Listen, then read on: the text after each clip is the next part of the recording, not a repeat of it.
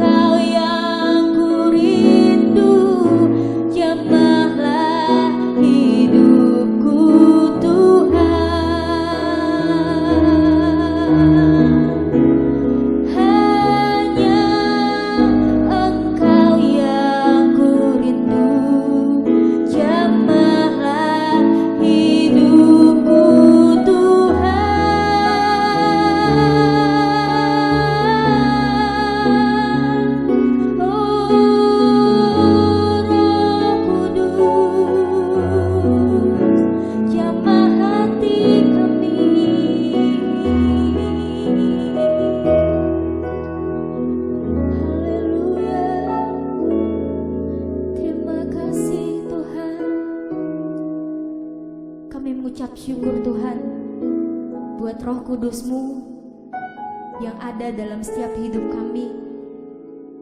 Biarlah hati kami selalu dipenuhkan oleh Roh Kudus-Mu Tuhan. Biarlah hati kami selalu diperbarui oleh pekerjaan dari Roh Kudus.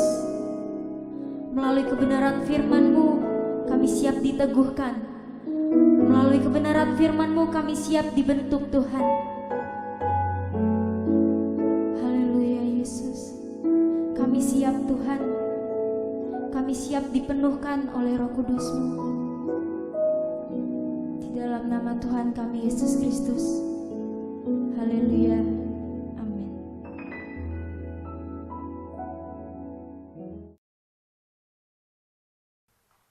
Shalom sahabat Mahanaim, salam sejahtera dalam kasih Tuhan Yesus Kristus. Berjumpa lagi dengan saya dalam rally doa. Ini hari ke-6 dan doa saya dari tempat ini Tuhan terus memberi kesehatan, kekuatan dan perlindungan-perlindungannya dan berkat-berkatnya menyertai kita semua. Mari kita masuk dalam kebenaran firman Tuhan berkaitan dengan Roh Kudus. Coba lihat di dalam Efesus pasal 5, surat Paulus kepada jemaat di Efesus. Efesus pasal 5 ayat yang ke-18. Saya baca di dalam nama Tuhan Yesus Kristus. Dan janganlah kamu mabuk oleh anggur, karena anggur menimbulkan hawa nafsu. Tetapi hendaklah kamu penuh dengan roh. Nah, Paulus secara eksplisit memerintahkan jemaat di Efesus dalam pasal 5 ini mengatakan bahwa hendaklah kamu penuh dengan roh. Ini sesuatu yang penting. Ya, hendaklah kamu penuh dengan roh. Roh di sini R-nya huruf besar, artinya Roh Kudus. Hendaklah kamu penuh dengan Roh Kudus. Nah, bagaimana kita bisa melakukan ayat kebenaran firman Tuhan ini, atau bagaimana kita bisa penuh dengan roh kalau kita nggak tahu apa itu penuh Roh Kudus, atau mungkin salah pengertian kita tentang penuh Roh Kudus. Kalau kita tidak tahu apa tanda-tanda orang yang penuh Roh Kudus, atau bagaimana caranya hidup kita ini dipenuhi Roh Kudus. Nah, mari pada firman Tuhan ini, pada hari ini kita belajar bagaimana hidup kita ini penuh Roh Kudus. Apa sih itu yang dinamakan penuh Roh Kudus? Apa yang menjadi tanda-tanda orang yang penuh Roh Kudus, dan bagaimana caranya kita penuh Roh Kudus? Nah, mari kita lihat bagian yang pertama. Apa sih yang dinamakan penuh Roh Kudus? Penuh Roh Kudus itu beda dengan terima Roh Kudus. Ya, beda, tidak sama. Orang terima Roh Kudus dengan orang penuh Roh Kudus itu sesuatu yang beda. Kalau lihat di dalam Efesus 1 ayat 13, Efesus 1 ayat 13, di dalam Dia kamu juga, karena kamu telah mendengar firman kebenaran, yaitu Injil keselamatanmu, di dalam Dia kamu juga, ketika kamu percaya, dimeteraikan dengan Roh Kudus yang dijanjikannya itu. Dimeteraikan. Jadi ketika kita percaya, kita sudah dimeteraikan dengan Roh Kudus. Ada Roh Kudus di dalam hidup kita. Jadi kalau saat ini kita tanya sama Bapak Ibu di rumah, Bapak ada Roh Kudus? Kita dengan yakin menjawab, ada Roh Kudus. Kenapa? Karena waktu kita percaya, Roh Kudus itu sudah ada dalam hidup kita. Jadi jangan sampai kita sebagai gereja-gereja karismatik atau aliran Pentakosta, kita menjudge gereja-gereja lain, terutama aliran Protestan, bahwa mereka tidak ada Roh Kudus. Seringkali karena kita lihat dari cara ibadahnya, cara mereka memuji Tuhan dan sebagainya, dan kita bilang bahwa mereka tidak ada Roh Kudus, tidak punya Roh Kudus. Salah besar. Ya, jangan kita menjudge, menghakimi dan mengklaim bahwa kita aja yang punya Roh Kudus dan mereka tidak. Salah. Kenapa? Karena ketika percaya kepada Tuhan Yesus Kristus, maka Roh Kudus itu diberikan di dalam hidup kita. Nah, saudara, terima Roh Kudus beda dengan yang namanya penuh Roh Kudus. Ya, jangan puas saja kita terima Roh Kudus. Paulus bilang kepada jemaat di Efesus ini, hendaklah kamu bukan terima Roh Kudus, tapi hendaklah kamu penuh dengan Roh Kudus. Nah, coba kita lihat beberapa ayat kebenaran firman Tuhan untuk merangkum apa sih yang dinamakan penuh Roh Kudus. Dimulai dari Kisah Para Rasul pasal 2. Kisah Para Rasul pasal 2 ayat yang keempat. Maka penuhlah mereka dengan Roh Kudus, lalu mereka mulai berkata-kata dalam bahasa-bahasa lain seperti yang diberikan oleh Roh itu kepada mereka untuk mengatakannya. Jadi mereka penuh Roh Kudus, kemudian mereka berbahasa roh seperti yang diberikan Roh, ya, Roh Kudus itu kepada mereka untuk mengatakannya, seperti yang diberikan Roh Kudus, ya, untuk mereka mengatakannya. Nah, kemudian lihat lagi, saudara, tampung dulu Kisah Para Rasul pasal 7. Kisah Para Rasul pasal 7 ayat yang ke-55 dikatakan gini, tetapi Stefanus yang penuh dengan Roh Kudus menatap ke langit lalu melihat kemuliaan Allah dan Yesus berdiri di sebelah kanan Allah. Lalu katanya, sungguh aku melihat langit terbuka dan anak manusia berdiri di sebelah kanan Allah. Maka berteriak-teriaklah mereka dan sambil menutup telinga serentak menyerbu dia. Mereka menyeret dan seterusnya, bla bla, ya. Nah, saudara, kita lihat Stefanus penuh dengan Roh Kudus. Ya, ketika Stefanus penuh Roh Kudus, maka Stefanus berani memberitakan firman Tuhan, melakukan apa yang menjadi kehendak Tuhan dalam hidupnya. Ya, berani memberitakan firman Tuhan meskipun akhirnya nyawa dia, ya, melayang, ya, akhirnya Stefanus mati karena berani memberitakan firman Tuhan. Nah, coba lihat lagi di dalam Kisah Para Rasul pasal 13. Kita tampung dulu ayat-ayat ini. Kisah Para Rasul 13 ayat 9 dan ayat 10. Tetapi Saulus, juga disebut Paulus, yang penuh dengan Roh Kudus, menatap Elimas nih, ya, dan berkata, hai anak iblis, engkau penuh dengan rupa-rupa tipu muslihat dan kejahatan, engkau musuh segala kebenaran, tidakkah engkau akan berhenti membelokkan jalan Tuhan yang lurus itu? Paulus penuh dengan Roh Kudus, Paulus berani, ya, Roh Kudus yang dalamnya memberikan keberanian untuk menantang tukang sihir yang bernama Elimas. Ya, menantang kuasa-kuasa kegelapan, ya, berani. Nah, dari rangkaian ini, dari Kisah Para Rasul pasal 2, Kisah Para Rasul pasal 7 tadi ayat 55 dan Kisah Para Rasul pasal 13 ayat 9 dan 10, maka kita ringkas bahwa yang dinamakan penuh Roh Kudus itu adalah satu kondisi di mana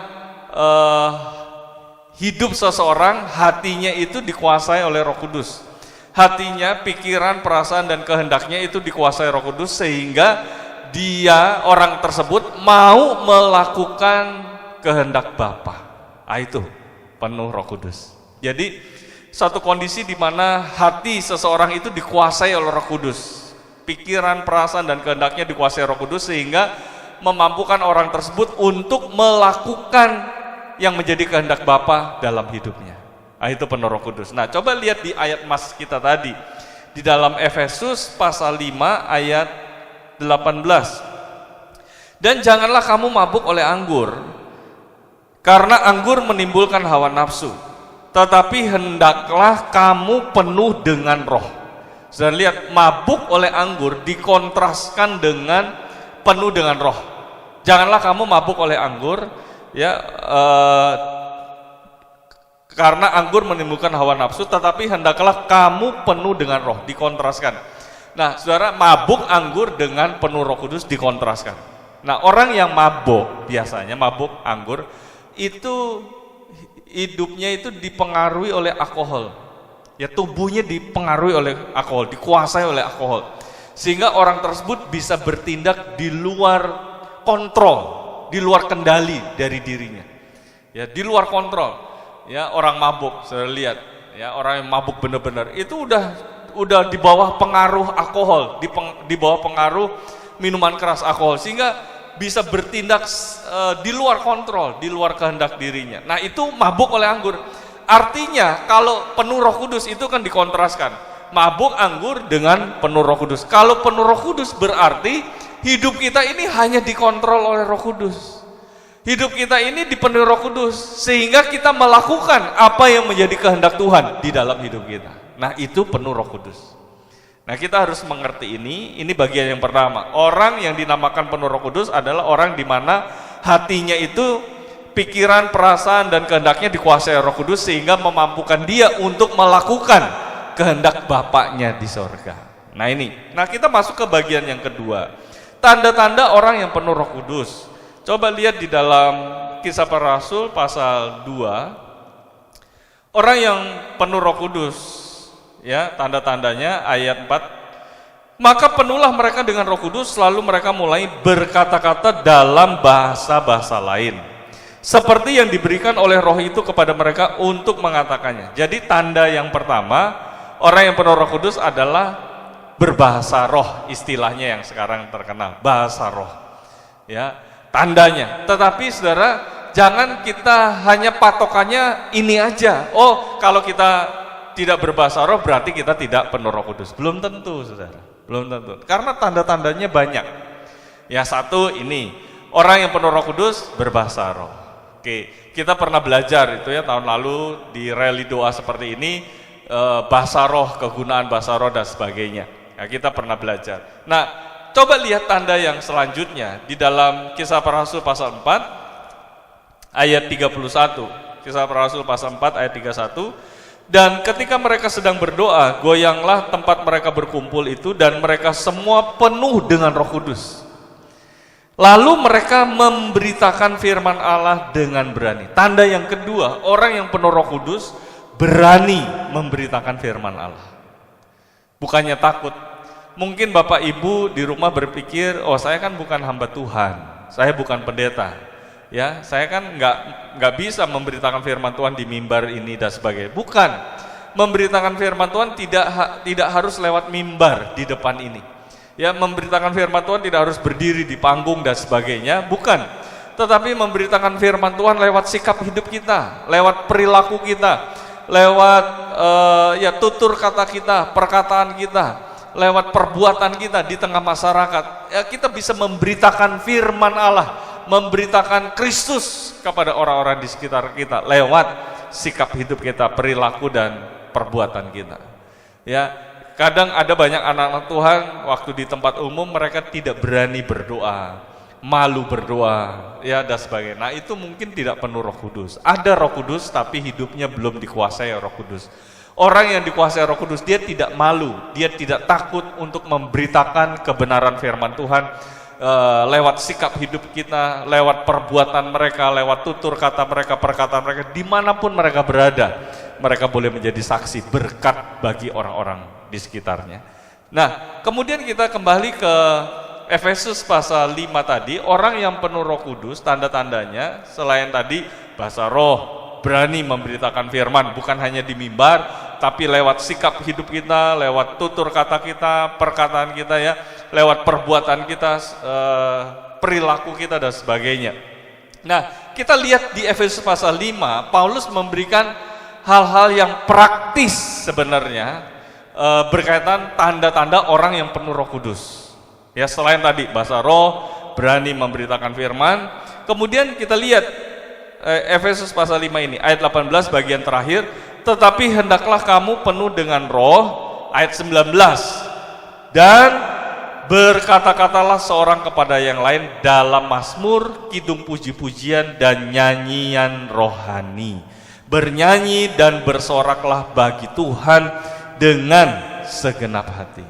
Nah ini, orang yang penuh Roh Kudus, nah coba lihat.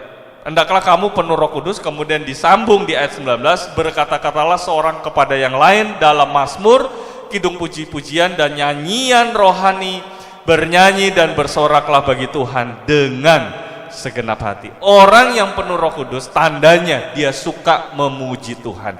Dia suka nyanyian rohani, saudara. Ya, tidak nyanyian rohana. Nah, mari saudara yang dikasih Tuhan, Bapak Ibu mungkin di rumah suka menyanyi.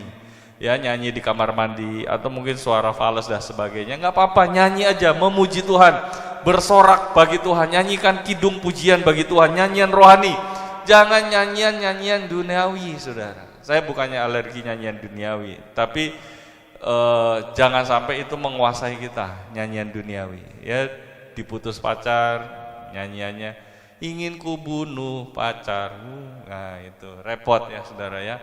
Nyanyian rohani lah, ya saudara, nyanyian rohani, nyanyian yang ya itu orang yang penuh Roh Kudus, suka memuji Tuhan, suka menyanyikan nyanyian rohani. Nah, kemudian orang yang penuh Roh Kudus, coba lihat selain suka memuji Tuhan di ayat 20, ucaplah syukur senantiasa atas segala sesuatu dalam nama Tuhan kita Yesus Kristus kepada Allah dan Bapa kita.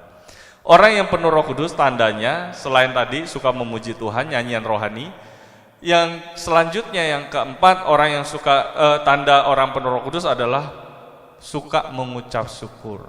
Bukannya suka mengeluh, bukannya suka bersungut-sungut, suka menyalahkan orang lain, suka jelek-jelekin orang lain dan sebagainya. Wah, orang itu nggak penuh Roh Kudus.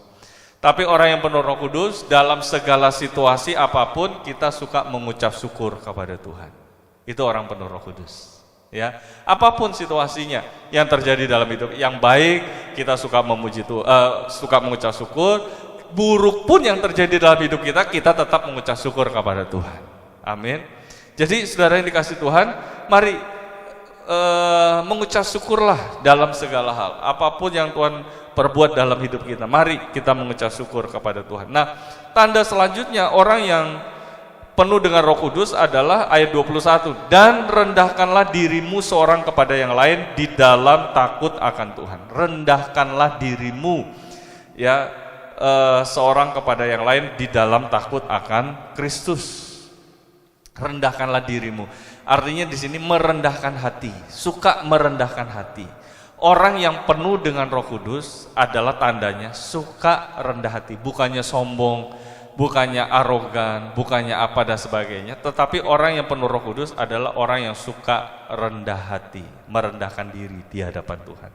Nah, kemudian disambung, bukan satu kebetulan ini ya, disambung oleh Rasul Paulus, hai istri, tunduklah kepada suamimu seperti kepada Tuhan.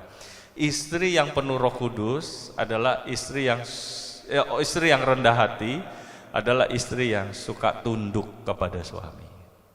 Nah, itu penuh Roh Kudus. Amin. Jadi istri-istri, amin. Jadi saudara yang dikasih Tuhan, tunduk istri kepada suami, ya. Kepada Tuhan seperti kepada Tuhan. Tunduklah kepada suamimu seperti kepada Tuhan. Ya, tunduk. Nah, itu rendah hati. Nah, itu orang yang penuh Roh Kudus. Juga suami, saudara. Suami yang penuh Roh Kudus adalah suami yang suka rendah hati. Rendah hatinya apa? Mengasihi istrinya sebagaimana Kristus telah mengasihi jemaat dan telah menyerahkan dirinya baginya. Nah, saudara lihat Kristus, dia merendahkan dirinya menjadi sama, ya. Dalam Filipi dia mengosongkan dirinya, dia turun, dia tidak menganggap kesetaraan dengan Allah sesuatu yang harus dipertahankan, dia mengosongkan dirinya, dia jadi sama seperti kita, bahkan menyerupai seorang hamba, ya. Merendahkan dirinya. Juga suami yang penuh Roh Kudus adalah orang suami yang rendah hati, suka merendahkan diri seperti Kristus merendahkan diri. Ya, mari saudara yang dikasih Tuhan, istri-istri dan suami-suami, rendahkanlah hatimu satu sama lain di hadapan Tuhan. Nah, ini bagian yang kedua. Bagian yang ketiga, bagaimana caranya ya supaya hidup kita ini dipenuhi oleh Roh Kudus. Nah, saudara lihat di dalam Efesus pasal 5, ini bagian terakhir, ayat yang ke-18. Dan janganlah kamu mabuk oleh anggur, karena anggur menimbulkan hawa nafsu, tetapi hendaklah kamu penuh dengan roh. Sekali lagi tadi saya katakan ya, mabuk oleh anggur dikontraskan dengan penuh dengan roh. Dikontraskan. Jadi artinya kalau kita mau penuh Roh Kudus, saudara, tinggalkan mabuk anggur itu. Ya, tidak bisa. Ya, dua-duanya tidak bisa. Mau mabuk anggur tapi juga mau penuh Roh Kudus, tidak bisa. Itu dikontraskan. Makanya kalau Paulus bilang hendaklah janganlah kamu mabuk oleh anggur, karena anggur menimbulkan hawa nafsu, tetapi hendaklah kamu penuh dengan roh. Jadi kalau kita mau hidup penuh dengan roh, ya, maka tinggalkan itu, saudara, mabuk oleh anggur. Mabuk oleh anggur ini kan bahasa perwakilan sebenarnya. Bahasa apa? Tinggalkan dosa, ya, tinggalkan hawa nafsu, keinginan-keinginan dunia. Kita tinggalkan semua, kita ikuti keinginan Tuhan. Itu yang dinamakan hidup penuh dengan roh. Ya, seperti misalnya satu gelas, ya, isi air, kita taruh air, kemudian kita taruh batu, ya, batu kecil, kita taruh kertas, mungkin kita taruh kayu dan sebagainya. Kelihatan gelas itu penuh dengan air. Tapi ketika batunya diambil, ya, kertasnya diambil, kayunya diambil, maka air itu akan berkurang. Gelas itu tidak menjadi penuh lagi. Kenapa? Penuhnya karena isinya batu-batu itu, saudara. Nah, gak bisa, saudara. Kita mau hidup penuh Roh Kudus, tapi di sisi lain kita tidak mau meninggalkan keinginan duniawi. Kita tidak mau meninggalkan dosa kita, ya, gak bisa. Itu seperti ya tadi itu gelas yang isinya batu, ya, isinya kertas, isinya kayu. Kelihatannya penuh tapi tidak penuh. Ya, tidak bisa. Makanya kita harus putuskan. Ya, tinggalkan dosa, tinggalkan hawa nafsu, tinggalkan keinginan-keinginan duniawi. Kita mau hidup aja nurut kehendak Tuhan. Ya, tinggalkan semuanya itu. Kita nurut kehendak Tuhan. Itu yang namanya hidup penuh Roh Kudus. Caranya bagaimana penuh Roh Kudus, yaitu tinggalkan keinginan-keinginan dosa. Nah, karena itu mari Pak, Ibu, saudara yang kasih Tuhan, melalui kebenaran firman Tuhan ini, saya berdoa saudara tahu apa itu yang namanya penuh Roh Kudus. Saudara tahu, ngerti, oh tanda-tandanya seperti ini. Nah, saudara tahu juga caranya, oh saya harus memutuskan, saya tinggalkan semua keinginan duniawi, dosa-dosa yang merintangi kita, dosa-dosa yang mengikat kita, kita tinggalkan, kita mau hidup menurut keinginan Tuhan. Dan Tuhan akan terus memakai hidup kita, memenuhi kita dengan Roh Kudus, menguasai hidup kita, sehingga kita menjadi anak-anak Tuhan yang terus berani memberitakan firman Tuhan, terus mengucap syukur kepada Tuhan, terus memuji Tuhan, bersorak bagi Tuhan, dan kita menjadi anak-anak Tuhan yang rendah hati di hadapan Tuhan. Amin. Tuhan memberkati kita semua. Mari kita berdoa. Bapa kami di dalam sorga yang kami panggil di dalam nama Tuhan Yesus Kristus, terima kasih buat persekutuan yang indah, reli doa pada hari ke-6 ini.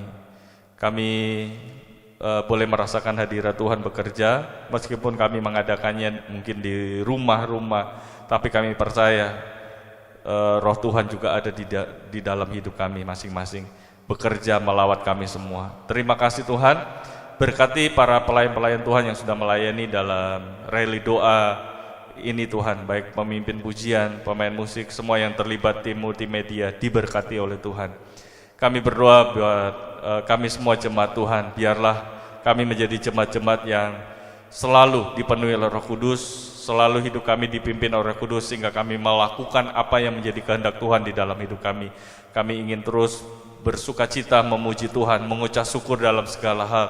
Kami ingin menjadi anak-anak Tuhan yang rendah hati. Karena itu Tuhan, ajar kami untuk berani meninggalkan dosa, meninggalkan hawa nafsu, keinginan-keinginan dunia. Kami mau berjalan bersama dengan Tuhan, dan kami percaya hidup kami makin hari makin dikuasai oleh Roh Kudus. Roh Kudus makin memenuhi hidup kami, sehingga Tuhan terus memberkati hidup kami. Terima kasih Tuhan, terima kasih. Jemaat-Mu yang lemah Tuhan kuatkan, yang susah Tuhan hiburkan, yang sakit Tuhan jamah dalam nama Tuhan Yesus. Beri kesembuhan dalam hidup mereka. Terima kasih Tuhan buat kehadiran-Mu, buat lawatan Tuhan yang Tuhan nyatakan dalam kehidupan kami masing-masing. Dan kami serahkan doa ini hanya di dalam nama Tuhan Yesus Kristus. Mari sama-sama yang percaya kita katakan amin.